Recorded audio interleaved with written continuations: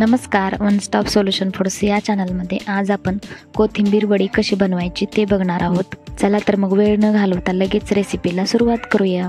तर आजची कोथिंबीर वडी बनवण्यासाठी इथे मी कोथिंबीरीची अर्धी जुडी घेतली आहे। तुम्हाला हवं तर तुम्ही एक जुडी सुद्धा घेऊ शकता। तर जुडी स्वच्छ निवडून घेतलेली आहे आणि या जुडीचे जास्त देठ घेतलेले नाहीयेत, जास्त करून पानंच मी घेतलेली आहेत। आता ही कोथिंबीर बारीक कट करून घेऊयात। तर इथे बघा अशा प्रकारे मी कोथिंबीर एकदम बारीक कट करून घेतली आहे। आता या कोथिंबीरीमध्ये आपल्याला बेसन पीठ टाकायचे। तर इथे मी 1 वाटी बेसन पीठ चाळून स्वच्छ करून टाकलेलं आहे। आता यामध्ये काही मसाले टाकूया। तर इथे सुरुवातीला पाव चमचा लाल तिखट टाकायचे। तर या लाल तिखटाच्या ऐवजी तुम्ही हिरवी मिरची आणि लसणाचा ठेचा सुद्धा यामध्ये टाकू शकता। आता पाव चमचा ओवा टाकूयात आणि हातावर चोळून टाकायचे ओवा। तसेच चिमूटभर हळद टाकूयात। पाव चमचा जिरे सुद्धा यामध्ये टाकूयात। आता सगळ्यात शेवटी चवीनुसार मीठ टाकायचे। आता इथे सर्व साहित्य टाकून झाल्यानंतर मी सुरुवातीला चमच्याने मिक्स करून घेते आणि त्यानंतर आता आपल्याला हातानेच याचं पीठ मळून घ्यायचे। आणि याचं पीठ मळत असताना सुरुवातीला अजिबात पाणी टाकायचं नाहीये, हातानेच आपल्याला हे कोरडे साहित्य सगळे मळून घ्यायचे आहेत। कारण काय होतं, आपण जसं मळत जातो तसं कोथिंबीरीला पाणी सुटतं आणि एक्स्ट्रा जास्त पाणी घालण्याची आपल्याला आवश्यकता राहत नाही।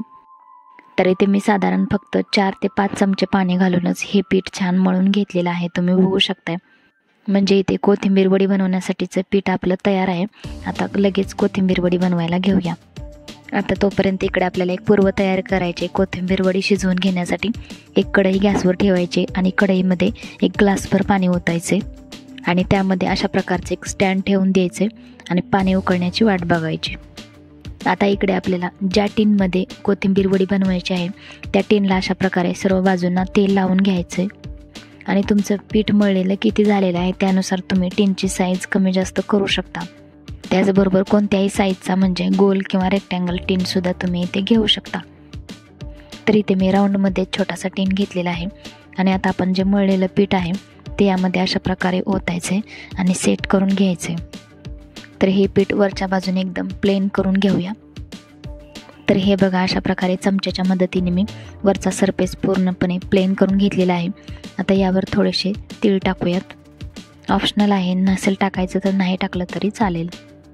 तर थंडीच्या दिवसामध्ये तीळ खातात त्यामुळे मी इथे टाकलेले आहेत आणि त्याचबरोबर आपल्या वडीला लुकसुद्धा एकदम छान येतो, त्यामुळे मी इथे तीळ टाकलेले आहेत आणि त्यानंतर अशा प्रकारे चमच्याने व्यवस्थित दाबून घ्यायचेत। आता इकडे कढईमधलं पाणी छान उकळलेलं आहे। त्यानंतर आपण जो तयार केलेला टिन होता तो टिन या स्टँडवरती ठेवून देऊयात आणि लक्षात ठेवा वडी शिजवताना गॅस हा बारीकच ठेवायचा आहे आणि त्यानंतर कढईवर अशा प्रकारचं झाकण ठेवायचे आणि 15 मिनिट बारीक गॅसवर ही वडी आपल्याला शिजवून घ्यायची। 15 मिनिटानंतर गॅस बंद करायचा आणि त्यानंतर झाकण काढून चेक करायचे आपली वडी शिजलेली आहे की नाही ते। तर अशा प्रकारे टिनच्या मधोमध एखादी टूथपिक घालायची आणि टूथपिक क्लीन निघाली तर म्हणायचं आपली वडी शिजलेली आहे। टूथपिकला जर पीठ लागत असेल तर परत अजून 5 मिनिट वडी शिजवून घ्यायची। इथे हे मिश्रण छान शिजलेलं आहे। आता थोडंसं कोमट होऊ द्यायचं आणि त्यानंतर एका ताटामध्ये डिमोल्ड करून घ्यायचं। म्हणजेच हे बघा अशा प्रकारे मी इथे टिन पालता केला आणि ही वडी डिमोल्ड करून घेतली। आता सुलटी करून घ्यायची आणि आपल्याला पाहिजे तशा वड्या याच्या कट करून घ्यायच्या आणि इथे मी स्क्वेअर शेपमध्ये सर्व वड्या कट करून घेतलेल्या आहेत आणि तुम्ही या वड्या शालो फ्राय किंवा डीप फ्राय करून खाऊ शकता।